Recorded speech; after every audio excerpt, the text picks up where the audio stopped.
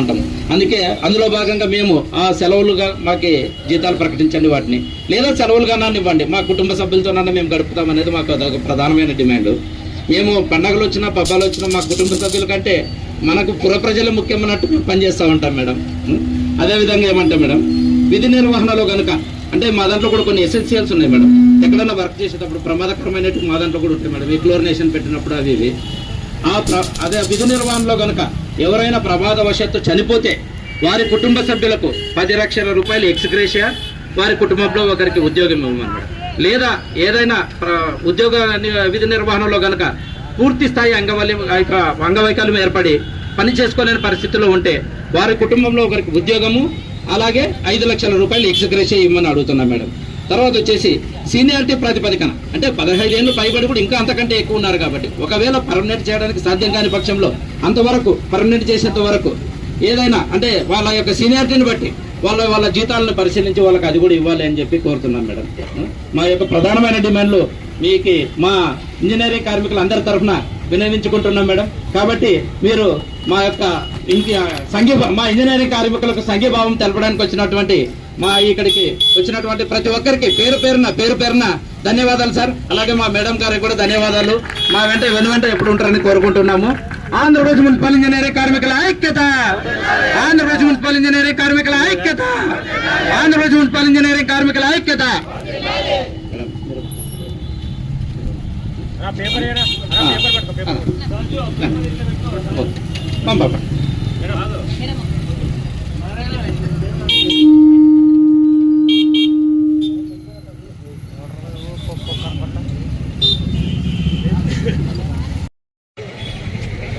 ఇక్కడ మన మున్సిపల్ కార్మికులందరికీ కూడా సంఘీభావం తెలిపేందుకు రావడం జరిగింది.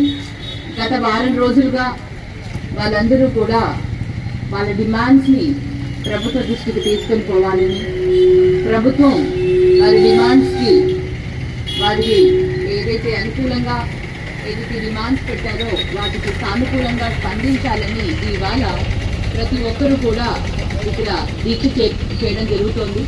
మరి ఈ దీక్షకు సంఘీభావంగా ఈరోజు ఇక్కడ వీళ్ళందరినీ కూడా మాట్లాడించేందుకు వారి సమస్యలను తెలుసుకునేందుకు వచ్చాము. ఈ రోజుల్లో వాళ్ళందరూ కూడా అనేదానికి నిజంగానే మనందరూ కూడా ఆలోచించాలి. రోజు రోజుకి ఖర్చులు పెరిగిపోతున్నాయి. మరి ఇంత ఏదైతే మన లివింగ్ అంటే మన ఉపాధి పరంగా మనం బ్రతకడానికి కనీస సౌకర్యాలు ఉండే ప్రతిదీ కూడా రేట్లు పెరిగే ఈ రోజుల్లో కూడా వారికి కనీస వేతనాలు ఇవ్వకపోతే మరి వారు అడిగే డిమాండ్ కూడా రోజుకి 1000 రూపాయల చొప్పున అయినా సరే ఒక టెక్నికల్ పర్సన్కి వాళ్ళకి జీతాలు ఇవ్వాలని వాళ్ళు కోరుకుంటారు. అది సమంజసమే. బికాజ్ ప్రతి మనిషికి వాళ్ళ పిల్లల్ని చదివించుకోవాలన్నా, వాళ్ళ నిత్య అవసరాలు వాళ్ళు చేసుకోవాలన్నా, ఒక హాస్పిటల్కి ఏదైనా వెళ్ళాలన్నా మనందరికీ తెలుసు ఈ రోజుల్లో ఎక్కడ వెళ్ళాలన్నా ఏదైనా సరే ఎంతో ఖర్చుతో కూడుకున్న జీవితం మన రోజుల్లో. మరి ఇటువంటి పరిస్థితుల్లో రేట్లు పెరుగుతున్నప్పుడు మరి ఉద్యోగులకు జీతాలు కూడా పెంచాల్సిన అవసరం గవర్నమెంట్ తీసుకోవాలి.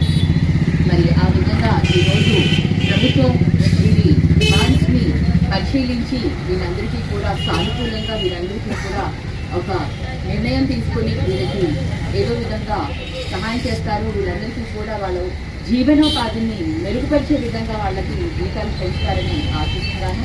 మరి ఇవాళ వీళ్ళందరూ కూడా ఒక న్యాయమైన డిమాండ్ని పెట్టారు కాబట్టి తప్పకుండా ప్రభుత్వం దృష్టికి తీసుకుని వెళ్ళాలి, ప్రభుత్వం కూడా ఆలోచించాలని నేను కోరుకుంటున్నాను.